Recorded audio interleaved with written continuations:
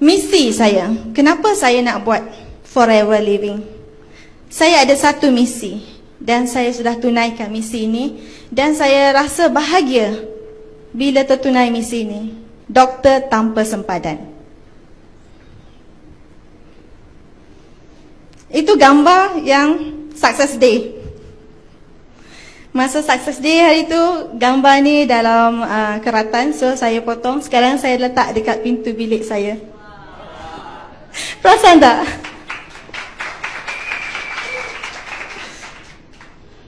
Siapakah saya? Sebelum tu saya perkenalkanlah latar belakang saya. Tahun 1998 saya mendapat pendidikan formal di bidang perubatan Alternative Medicine di University of Calcutta, India. Kemudian saya menceburi perubatan acupuncture, spelling error kat situ, acupuncture, dan dianugerahkan pelajar terbaik in Chinese Medicine 2004. 2005 saya menyambungkan pelajaran di bidang perubatan sel terapi di Indian Institute of Cell Therapy Madurai. 2006 saya dianugerahkan sebagai Doctor of Medicine in Alternative Medicine. Spelling error lagi. Baik, cepat-cepat ya. My mistake. Dan saya praktis di Sam Shifa. Sam, S-A-M, Siti Aisyah Muhammad. Shifa ialah in Arabic word, maksudnya penyembuhan. Nama ini arwah ayah saya berikan sebelum saya lahir lagi. Jadi mungkin itu doa ibu bapa. Berkat dengan doa dia, sampai sekarang Sam Shifa Complementary Clinic berjaya hingga sekarang. Dan saya praktis bersama arwah ayah saya, dan dia adalah seorang pakar Ayurveda, membantu pesakit kanser. Dan Alhamdulillah dengan izin Allah tercipta rekod 15 orang berjaya dalam protokol B17 metabolic therapy. Ini klinik saya. Kuning juga kan? Okey. Dan ini adalah kajian satu dunia. Aloe isn't medicine, and yet it cures. Seronok tak dengar perkataan cures ni? Kalau pergi hospital, tanya penyakit apa yang boleh sembuh? Kalau tanya penyakit kanser boleh sembuh tak? Jumpa onkologis, tanya betul-betul. Kemo itu ubat kanser ke? Apa jawapan? Ubat ke tidak? Jadi, kalau kita boleh guna sesuatu yang lebih baik, yang boleh jadi ubat, yang boleh sembuh. Jadi di sini aloe vera boleh menyembuhkan. Yang penting, gunakan pada kadar yang tepat. Ini adalah buku rujukan. So, kalau nak tengok yang ini boleh cari dekat internet lah. Sebab ini ada banyak buku research tentang aloe vera. Okay, ini pesakit kanser. Percaya tak nampak macam pesakit kanser? Dan dia sekarang sudah aktif untuk berkongsi tentang aloe vera, berkongsi tentang macam mana dia sudah sihat. Semalam, 2 hari lepas, dia baru saja berjumpa dengan Mr. Achia untuk tanya macam mana nak jalankan bisnes aloe vera di bidang di Forever ni. Dan dia sangat bersemangat. Ini dari Facebook saya. Saya copy paste. Okay, baby mendapat rawatan natural sejak dari kandungan. Sebab ibunya ialah pesakit kanser yang saya rawat. Okay, ibunya diberi aloe vera, pomestin dan homeopati. Vaksin secara homeoprophylaxis tak perlu disuntik dan tiada side effect, malah sangat beruntung dengan side benefit. Ini ialah perbezaan kedua dari segi rawatan natural medicine. Kita tidak ada side effect. Kenapa nak takut kan? Kita tidak ada side effect, malah yang lagi best, kita ada side benefit. Dalam rawatan ini ada side benefit lagi. So, tengok baby ni dia baru 1 bulan, ibunya bekas pengidap kanser, mendapat rawatan penuh di Sam Shifa dan sembuh. Selepas 11 tahun dia hamil. 11 tahun maksudnya 11 tahun daripada kandungan yang dulu, 11 tahun dah tak melahirkan, tak mengandung, kemudian mengandung. Bayangkan bagaimanakah kegembiraan ibu dan bapa bayi ini selepas 11 tahun. Kemudian ibunya juga bukan sekadar kanser tapi thalassemia. Masa dia mengandung, dia menghadapi kekurangan darah teruk, anemia. Masa mengandung sehingga kan, bagi kes ni, masa ibu baby Izara ni mengandungkan dia tidak pergi jumpa mana-mana gynae. Sayalah gynae dia. Sebab apa dia begitu percaya? Sebab dia sembuh daripada kanser disebabkan rawatan yang saya bagi dengan izin Allah. Bila dia sudah mengandung, dia dah takut nak pergi jumpa gynae lagi.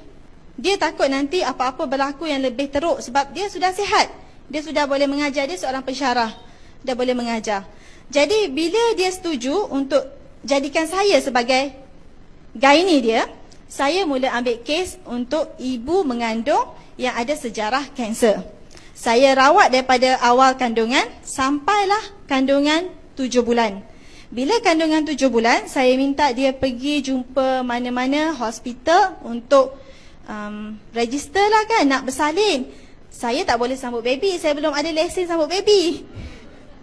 Jadi, bila dia pergi buat pendaftaran untuk bersalin dekat private hospital, bila dia cakap dia pesakit kanser, terus hospital nak hantar dia buat rujukan pergi lagi hospital dekat GH dekat Sungai Buloh. Jadi dia dah jadi susah hati. Jadi dia telefon saya, dia kata macam mana ni doktor? Doktor dekat private hospital ni tak nak terima kes saya bersalin dekat sini, nak hantar pergi GH. Jadi kata okey, cari hospital lain. Dia terpaksa pergi daripada satu hospital ke satu hospital untuk mencari tempat untuk bersalin.